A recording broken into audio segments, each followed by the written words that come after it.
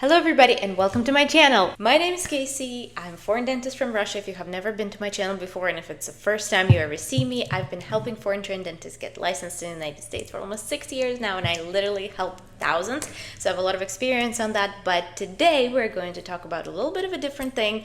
I'm going to talk about what happened after you got into school, after you went through this entire process, after you graduated, and now is finally your time to find a job.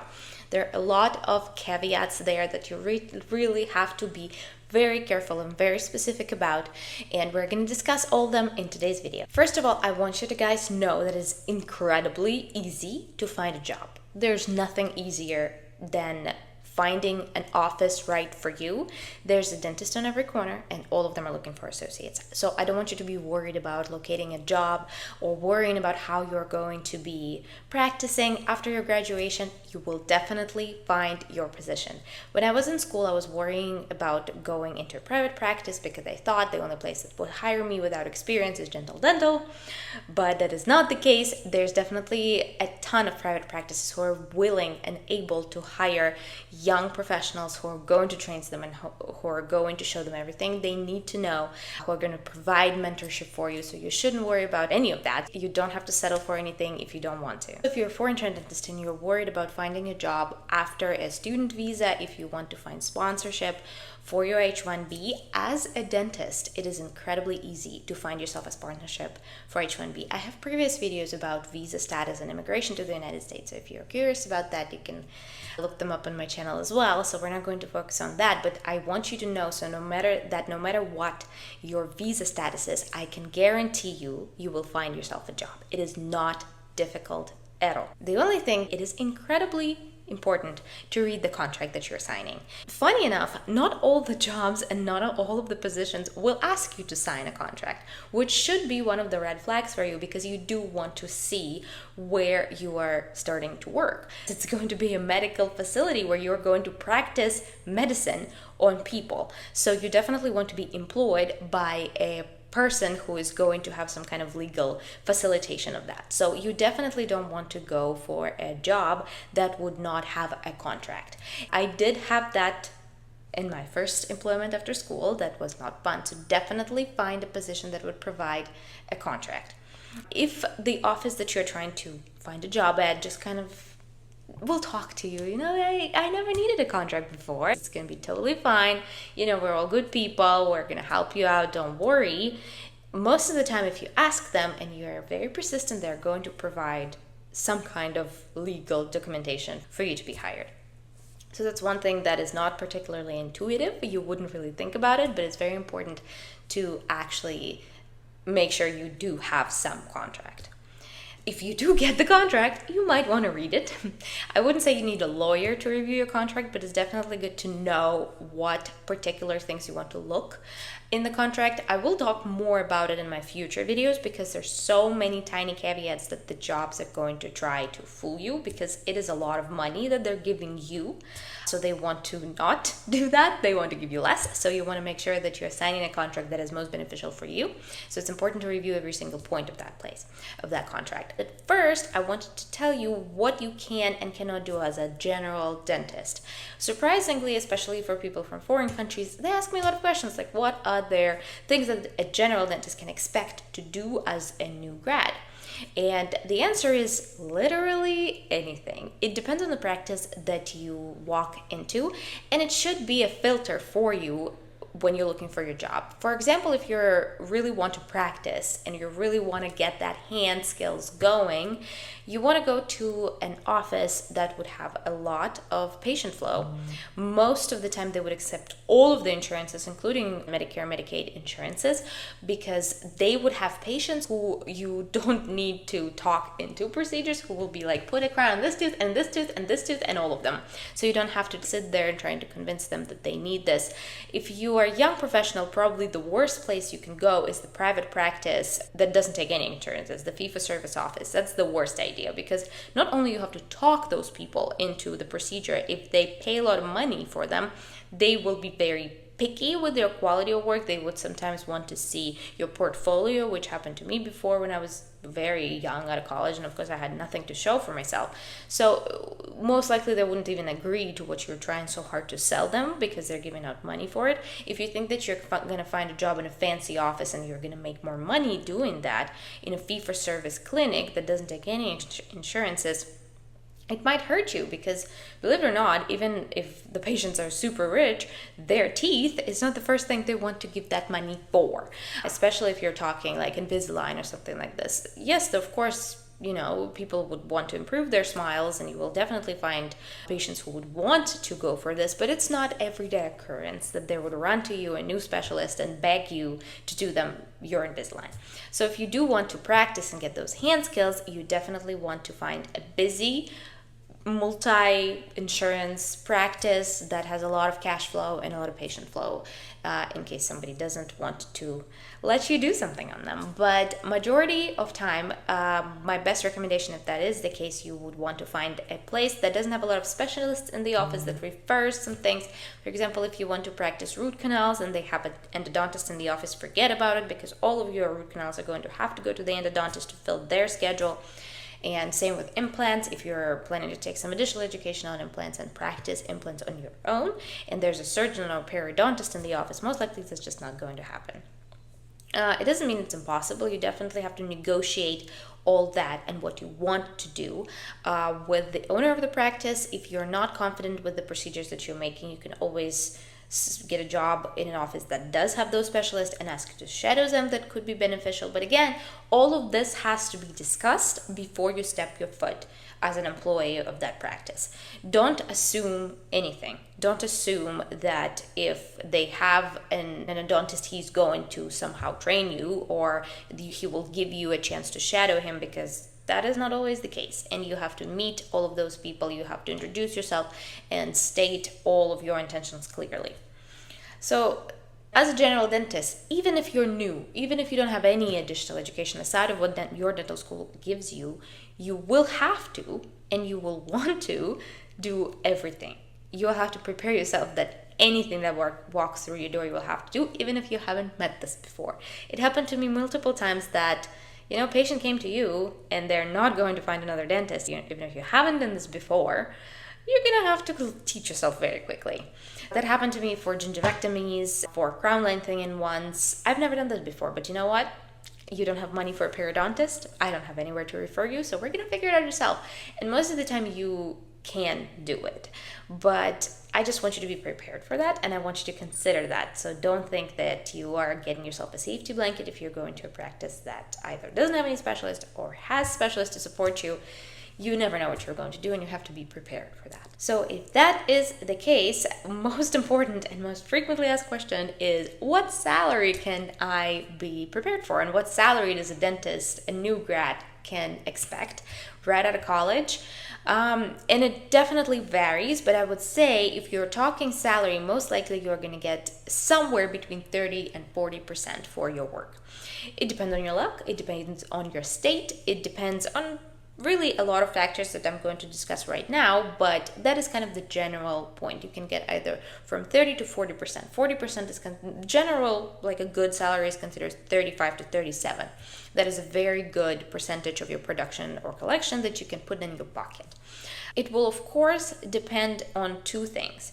On either you're working for a corporate office like Gentle Dental, Aspen Dental, all those kind of dentals, that is a chain and has a ton of offices that can support many different dentists and kind of have some of that support there, or a private office that is a more boutique kind of situation where there's one owner and he has to provide their own conditions that based on his personal financial statement. There are benefits and there are flaws to both of them, and we're going to discuss them.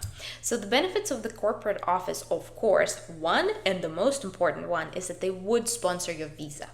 It is very incredibly unlikely for a private practice to sponsor your visa for an H-1B as a dentist. Why? Because every single time a company hires a foreigner, they would require to file a ton of documents with the government. Not only the government, not only file for your visa, they have to talk to the Department of Labor. They have to prove that they tried to find Americans for this particular place, but they couldn't. So there is just so much hustle that the private owners of the practice just don't want to deal with. There's so many graduates. Look at your class. Look how many people are graduating. Do you think a private office would go through the hassle to hire you, the foreigner, if there's a line of American dentists who have a work permit? That just doesn't make sense for them. On the other hand, the corporate offices is basically a corporation that has the opportunity and has the legal support behind them to hire a foreigner and go through all of this process. So that is obvious, and for some people the only possibility that you can get a job in the United States and get the sponsorship for an H-1B. So obviously corporate is better in that case. But another positive part of the corporate office is not only that they would provide you a ton of patients, they would provide you guidance. Sometimes they provide CE courses for you because they want you to be trained. They understand that they're taking a new grad because that's the majority of their population. If you don't need a visa, they're not going to hold you for a very long contract because they know that you're a young specialist and you're probably going to find a different job, and they have no shortage of those young graduates and young students who are just getting out of college, so they expect that that's what you are. On top of that, they would most likely provide all the benefits because, again, they have so much cash flow, they have so many offices. They would provide you some health insurance, paid time off, all that kind of stuff. It's definitely beneficial for you in that sense. It doesn't mean that the private practices wouldn't provide any benefits. You have to shop around, but there's a chance that they won't. It is very common for private practices to provide no benefits at all. I, as an employer, provide no benefits at this time because I just can't afford it. But that is the reality of the business owners, so you shouldn't be offended that they shouldn't appreciate you or whatever. It's just the financial situation of each particular practice that you're looking at. The positive of a private practice is that it is less work. In a sense, it depends if you want that. In a corporate office, most likely you will have multiple chairs running at the same time. 3 to 4 chairs is common for a corporate office. They would have multiple assistants, one per chair, not one per you, and you will have to hustle and run through the chairs, and there will be patients at a time slot in all of these chairs, and one would need an extraction, one would need a root canal, one would need a filling, and one would need a crown, and you will have to just basically come and drill and leave and go to a different one, and majority of the work is done by the dental assistants. That is great because you're picking up your production, but they're trying to compensate for the insurances that don't pay as much. So you have to understand that your portion is going to be lower, but it will be compensated by the amount of work that you do. It is incredibly difficult to do that. It is incredibly difficult to run around like this, and it is very exhausting.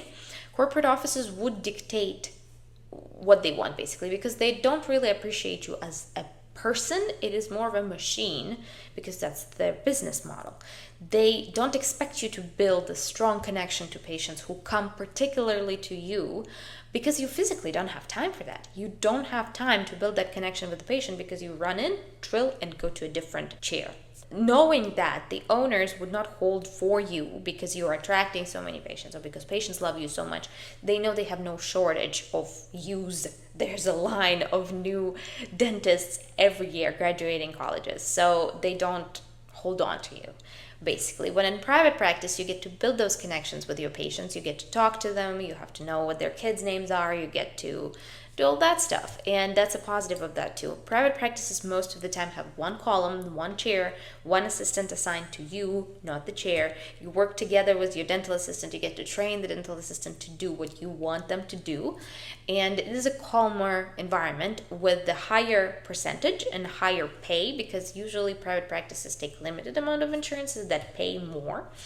That's why it's more desirable, I feel like, for dentists to be in a private practice, just because you can show your personality there more, and it is a calmer, quieter environment for pretty much the same amount of money but less work. Both corporate and private offices would provide you 2 different types of payment methods. There are many different types, but majority of them is collection or production.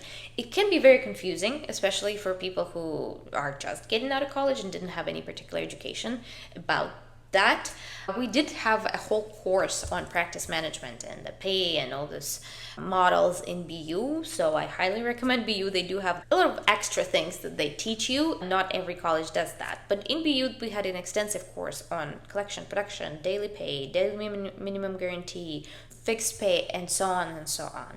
So there's a fixed pay if you're working part-time. You can just work for a salary. Unlikely, but sometimes you can work for hourly. It all depends on the practice that you are looking to be hired for. So again, read the contract. But majority of time, it will be either collection or production. Neither one is better than the other. In BU, they told us that collection is always better than production. It is not always true, but let's discuss what's collection and what production. Collection means that you come in, do a procedure. Let's say procedure costs $100 by the office fee. So you produced $100 to the practice. So they're going to calculate your percentage based on what you produced. Then this $100 will be sent to insurance. Insurance is going to say, well, we're not going to pay 100, we're going to pay 90 because it's normal and standard in this area. And they will pay that to the owner of the practice. And that's going to be $90, not $100. That's collection. The owner collected. So he's going to pay you from what he collected, and he's going to pay you when he collected. So basically, once you produced, you have to wait for about 2 months for insurance to process the claim and pay the owner that $90. So you have to sit there and wait for the collection to go through. When production is pretty much immediate. You produced it, it's none of your business how long the insurances take. The owner is required to pay you from what you produced. So production sounds better, doesn't it? But production is usually a smaller percentage. If you know that you're getting paid production, usually the owner can give you not 35%, but 32% or 30%. It is usually a smaller percentage. There are other caveats that I think I will discuss in a different video. There are also lab fees, and there's a whole different accounting for this. You will have to decide on your own if it's better for you. But when it comes to collection or production, I recommend don't particularly worry too much about it. Both are valid payment methods, and it will depend on your office. It will depend on all of the things that the office provides you and not just the structure of the pay. You will still be paid pretty much the same. Honestly, think about it, like 35% of 90, 35% of 100. It is not that big of a deal, even if we're talking big numbers, if we're talking big collections, big productions, big procedures. I just want you to look at the big picture and not give up on the job that provides collections, because most of them will. I want you to know that. Another thing that I want you to think about, if you're working on production and you're giving up that percentage points, you have to look at what you're getting in exchange for that. You have to look at the benefits that are giving you at the daily minimums, if there's there's a daily draw or anything like that. So definitely look at this multifactorially and don't just worry about if it's production or collection. That in and of itself, it doesn't matter. What I offer to my employees who I employ, I offer collection because it makes more sense for owners of the private practice. You come into my chair, you come use it and you work there, and when I receive the money for your work, I pay you. It makes sense for the owners.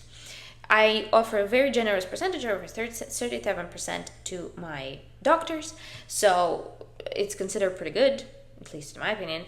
But there's also the percentage that they have to pay from the lab work that they produce, which is a fair way for the owner to assign salary for their employees. When it comes to production, for example, sometimes insurance would deny a claim, and the owner of the practice wouldn't get paid at all, and they will have to chase the patient and tell them that they have to pay it. The patient will fight it. They have to send it to collection. The owner will never receive that money, but somehow he has to pay to the doctor that produced it.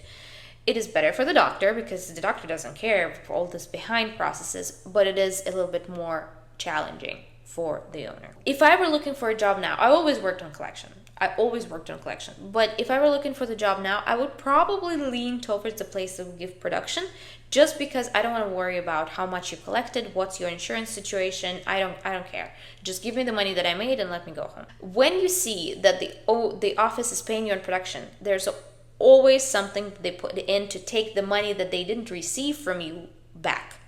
They're not just going to give you that $100, and if they never received it, not worry about it and say, you know what, that just bad for us, basically. That's not going to happen, especially for corporate practices that know how to work and know how to do business. Usually when it comes to production, you will see daily draw or any kind of draw that's negotiated with the employer. The draw means they will give you this money, but at the end of the month, if your collections didn't match to what you produced, they will take that money away from you. You receive this money, you spend it, and then you have to write them a check out of your pocket. I would rather not receive them. I would rather have you hold that from my salary. But like at the end of the period of 3 months or however months it's negotiated with you, I will have to give you back if for some reason you didn't collect it. So that means read your damn contract.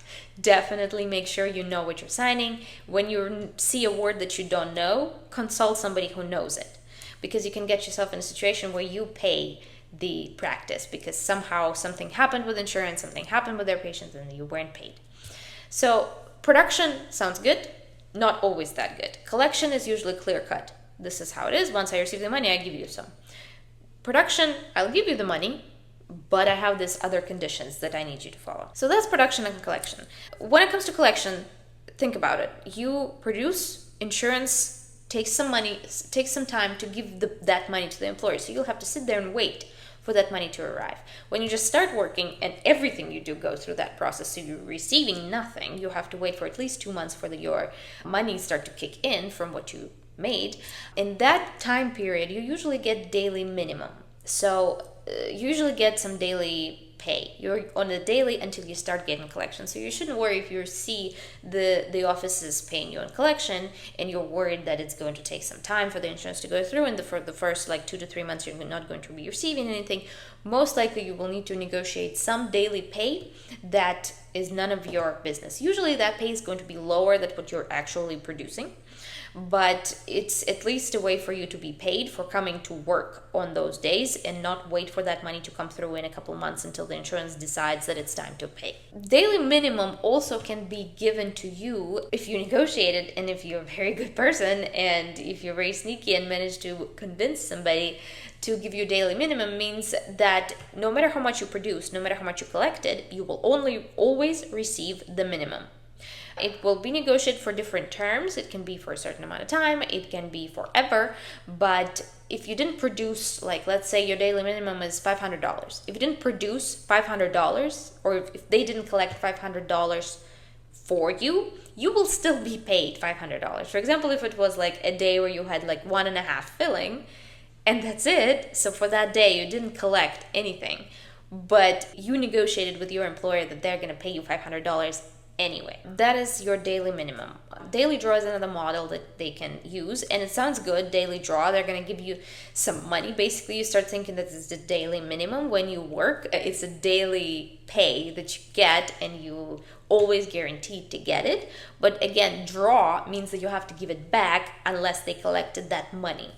So I would not recommend signing up for anything that has draws, or if you see the draw in the contract, heavily try to negotiate that, because you don't want that. It is very difficult to write your employer a check at the end of the month in case there's some disbalance in what you received and what they received. So stay away from daily draws. I think we discussed a lot of very important points of the contract. Pay, of course, there's many different things that are written in the contract. Usually they're very large and very voluminous, so it's definitely important to read them very thoroughly. But I think the most important part of the contract, and what we care about the most, is how much we're going to get paid. So we discussed a lot of payment structures today. We discussed a lot of additional pays that you can receive until your general payment structure comes through. So I hope that you found this video helpful. I am definitely 100% going to make more on each particular point, because even now that I was talking and reading from my notes, and I made note like one word notes what I want to talk about, but the more I talk about it, the more I understand that I have so much more to say. So I'm definitely going to make separate videos on basically each and every one of these points that I discussed. So consider today as like introduction to finances of an associate dentist.